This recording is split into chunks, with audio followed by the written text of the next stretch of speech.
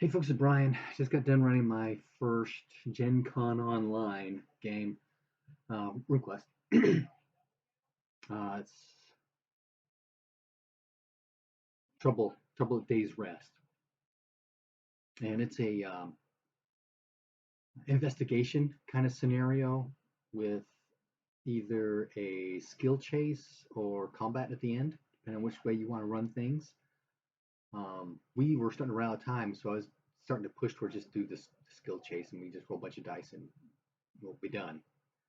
But the players didn't want to do that. They wanted to rescue the guy.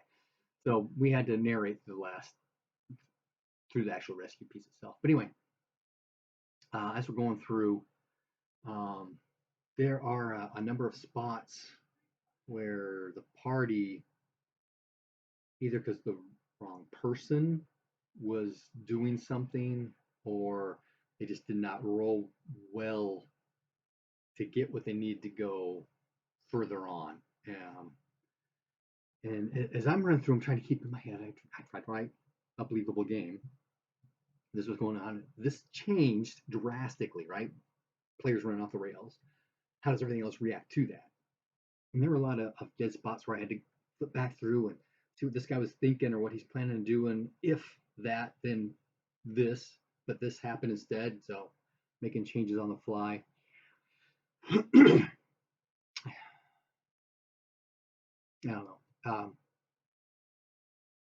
I thought it went okay until he started running into the roadblocks at the end where they just could not figure out what to do next. And so being GM, make things happen anyway. In fact, one of the players got frustrated that they just not know what to do next or where to go. And there were a few instances earlier on where some of the party members were saying, "Just kill him." And the rest of the party going, "We're trying to figure things out. We want to rescue this guy," that kind of thing. And then they do things that ended up setting things up out of sequence, for lack of a better word. The way it's kind of designed to flow in a certain way, or trees and that kind of thing, right? And a lot of RP, which I don't have a problem with. We can talk through this stuff, and I play the people, and we try and get information across, get things done. But then there's those few spots where you need to make these oratory roles, and if you've got the wrong person saying it, even if they do an inspiration, odds are low. So if I would have recognized those choke points earlier, and then guided the party more, hey, Harmast, maybe you should do this, that kind of thing, I may have worked out a little better. And then I'm not that familiar, comfortable with Prax and the High Llama tribe, and all the politics of the tribes out there, because I'm master maker. I'm a Satari Dragon Pass kind of orientation, right? And then so there's this whole tribal situation that is underlying the whole scenario, that if you don't understand, can be a stumbling block. And I had to just throw out there, you may not know this, but hey, this is how things are. You may not know this, but hey, this is how things are. I guess I could have had Vishy making more rolls on that. But I don't know. And then there were at least 2 times where the party started to go down a road but stopped, but never went back. Where if they would have continued on down the road, they may have been able to get something. Some of it was a complication. I fed the Vichy player some of the information. I'll give the Vichy player this information. I just gave it to him ahead of time, so he had a chance to read through it, but he didn't actually get it until it was game time. But there were two pieces of that. The first piece was more important than the second piece, but he got the second piece and didn't get the first piece, so I had to resend the first piece. And yeah, so he was pushing this whole thing about how he is afraid of dealing with the stripe for reason X, Y, and Z, instead of focusing on the spirits told me this. We need to do A, B, and C. So there's that kind of deal going on. We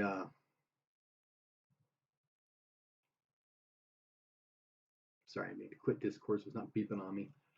So we at first I thought the first couple of hours I thought was going really well, but then they went off rails, which caused the storyline to skew, and actually tried to bring it back on with what was going with the way things I think the antagonist would have gone. But there's two options. You could do A or you could do B. Either is valid. Try for A. A gets stomped on, so he does B. He could have done, I guess, a C and followed through in the first place. And that's probably what I should have done. But, and then there's a magical item that's the crux for the whole scenario that, while I knew kind of what it was designed for, there's nothing scenario about it. The write-up. This is what this thing does. I'm assuming that the guy who wrote it, the person, I don't know who it was, the person who wrote it was very familiar with Pavis and Prax and all that kind of stuff. Probably from RQ2, doing all that kind of stuff out there. But I didn't, but I knew kind of what this thing was supposed to do, but I didn't know exactly what it did. But the players found it. They did, read magic, whatever it is on it, determine what it does, and so they know it does this thing, and I kind of think it goes like this. So this is how it kind of works. And so they start using it instead of it being a prompt to do other things. That's kind of weird. I think they're supposed to maybe get their hands on it. Yeah, they were. They were supposed to eventually get their hands on it at the end, kind of deal, maybe. But at that point, everything tied up into that whole situation had gone. But for our game, it hadn't, because those guys are still there. Yeah, it's kind of convoluted. They eventually tried to backtrack on a couple of things. And they got to a place where they could have gotten some information but didn't, and then they just were waiting around for something else to happen. And so I said, okay, we'll have this person go and give it to them anyway. But then the players were pushing off on the NPCs to do things for them. Guys, it's an RPG. The players are supposed to be doing these things, but they didn't want to because this whole deal with Fishy and these other folks, which, while it was an issue, wasn't like they're going to kill you, right? And maybe I should have flushed that out early on when that first piece came out, that hey, I don't want to do doing this because X, Y, and Z. Well, that's true. X, Y, and Z could happen, but odds are it's going to be W, and we can survive that if it becomes to that issue.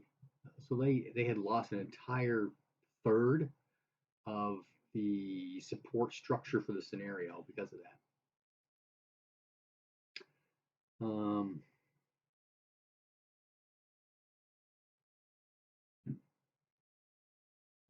Once we started wrapping things around, and I tried to force feed a quicker answer, which is not the answer they wanted.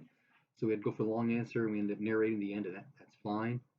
I have no problem with that. We made some skill rolls to get some information, do some spying, that kind of thing. Some skill rolls on making the jailbreak and the bust through and that kind of thing, and some rolls to get away.